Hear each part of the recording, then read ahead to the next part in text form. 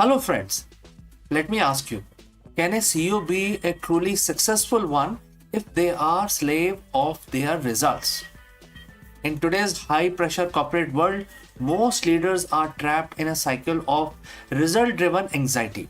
In this video, we dive deep into Bhagavad Gita chapter 2 verse 51 to uncover the ancient secret of the Zen executive. We explore the powerful concept of the detachment from the fruits of action and how it serves us as a practical framework for modern leadership. Let's go.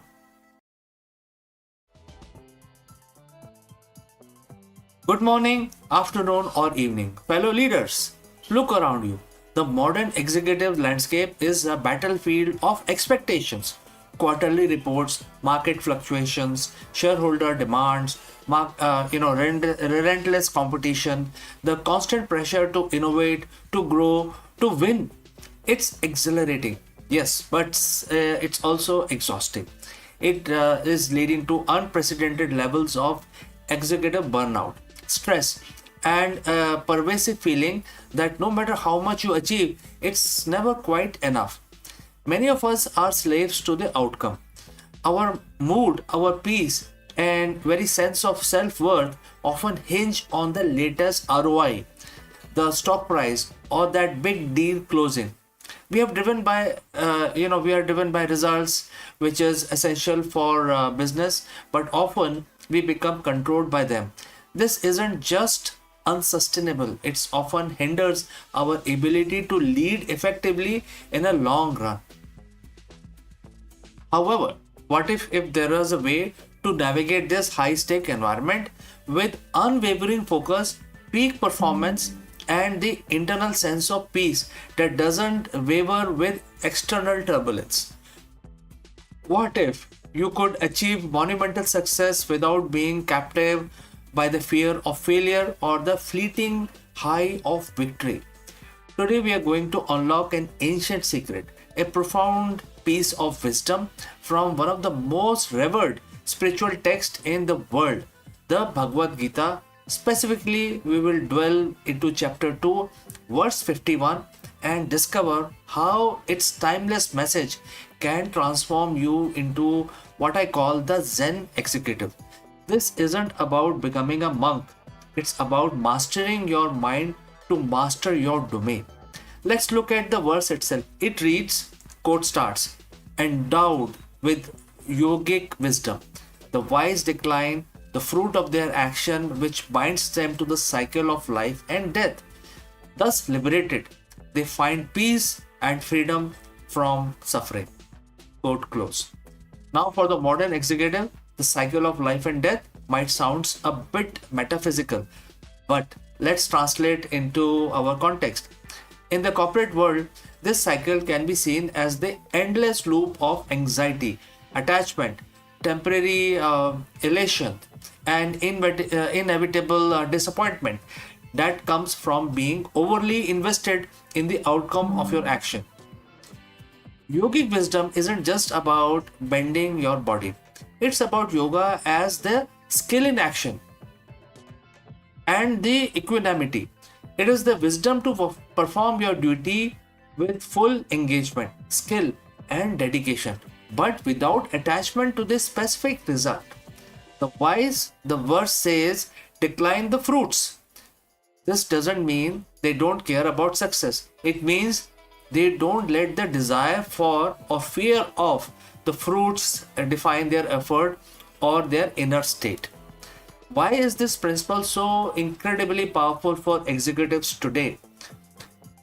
Let's look at various aspects.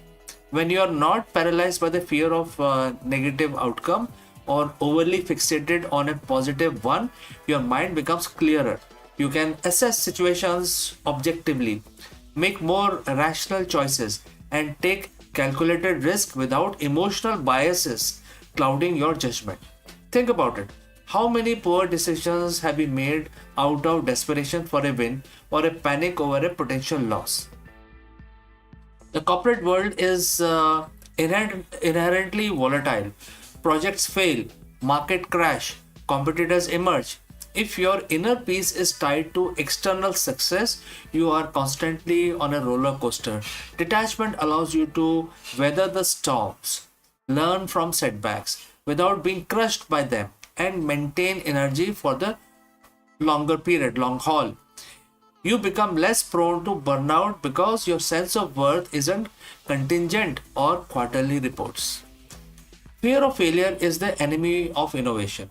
When you are not clinging to a specific outcome, you are more willing to experiment, to pivot, and to explore unconventional solutions.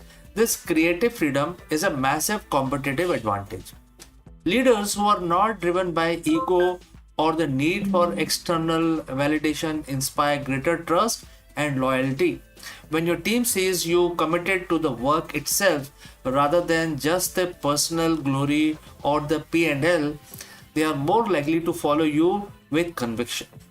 So how does we apply this ancient wisdom in our daily corporate life? It is not about becoming indifferent, it's about a mindful shift in the perspective. So first, focus on the action, not the outcome. Before starting any project or task, mentally commit to doing your absolute best, deploying all your skills and resources. Then make a conscious decision to release attachment to specific result. Your control end with the when the action is complete. The market, the competition, countless variables are beyond your direct command. Your effort is within your control. The result is not. Next, define your purpose beyond the win. Why are you going ahead and doing this? Is it to create a value, solve a problem, innovate, empower your team? Connect your actions to these higher purpose rather than just the financial gain or the personal accolade. When your purpose is strong, the outcome becomes a byproduct, not the sole driver. Now, third is the practice mindful review, not self-flagellations. When the project succeed or fail, review it thoroughly. What worked? What didn't? What can be improved? Do this analytically without letting extreme emotions of elation or despair hijack your learning process. Celebrate success, learn from failure, but don't let either define your intrinsic value or capabilities. Next is cultivate equanimity. This is the heart of the yogic wisdom.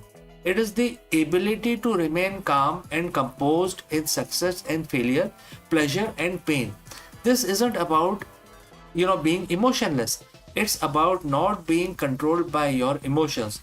Practice like mindfulness, meditation, even just 5 to 10 minutes a day can dramatically build this inner resilience. Imagine this for a moment. You are leading your company through a challenging period. Deadlines are tight, stakes are high. Instead of feeling a knot in your stomach, you feel a surge of focused energy. You are fully engaged in every meeting, every decision, but you are not consumed by the anxiety and the final numbers. You are simply performing your dharma, your duty with excellence. When the result comes in, good or bad, you process them, you make adjustments, you move forward. Your inner peace remains unshaken because your worth isn't on the balance sheet. You are liberated. This liberation isn't about escaping responsibility, it's about exercising responsibility with maximum effectiveness and minimum internal friction. Well, this isn't just a philosophy, it's a strategic advantage. The Zen executive isn't passive, they are profoundly active, intensely focused, and incredibly effective, precisely because they are not enslaved by the very thing they are striving to achieve. So I challenge you, take this lesson from Gita chapter 2, verse 51, and reflect on how you can apply it. How can you, as a leader, perform your actions with complete dedication while consciously releasing your attachment to the fruits? Let me know in the comments below what's one area in your leadership where you feel most controlled by the outcome, and how might this ancient wisdom help you achieve more peace and greater success.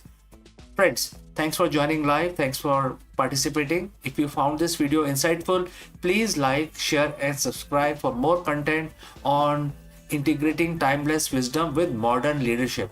Thank you. And in the end, I will say lead with purpose, lead with peace, and I will catch you again in the next one.